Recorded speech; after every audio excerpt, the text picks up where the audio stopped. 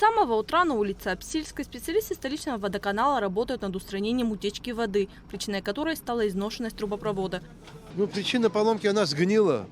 Время и агрессивная среда, известняк, глина, сделали свое дело, труба полностью проржавела. Как отметил главный инженер Сухумского водоканала Мирабан Клаб, ранее здесь уже проводились частичные ремонтные работы, но труба не была заменена. В результате чего она не выдержала напора воды и лопнула, что и привело к текущей ситуации.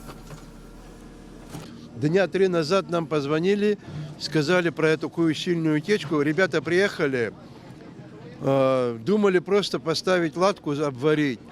Но она не получилась, потому что очень много дырок было на большой длине. Остановили ЧОПами, но не успели доехать до водоканала. Как позвонили обратно, сказали, что опять пропустила. Сначала было необходимо выкопать старую трубу и вместо нее проложить новую. Из-за поломки без водоснабжения остались несколько улиц: Апсильская, Братьев Зонтария, верхняя часть улицы Чанба, а также село Дзыкута и часть турбазы. И мы вчера поднялись, посмотрели, приняли решение сделать вставку пластиковой трубой ПНД.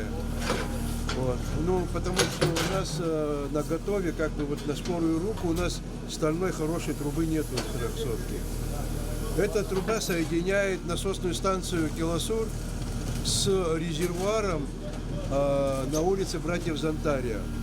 Эта вода собирается, аккумулируется там и потом распределяется по турбазе. Эта труба стояла в плане.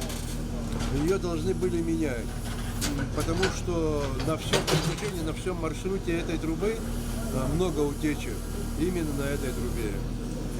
Эта труба диаметром 300 миллиметров.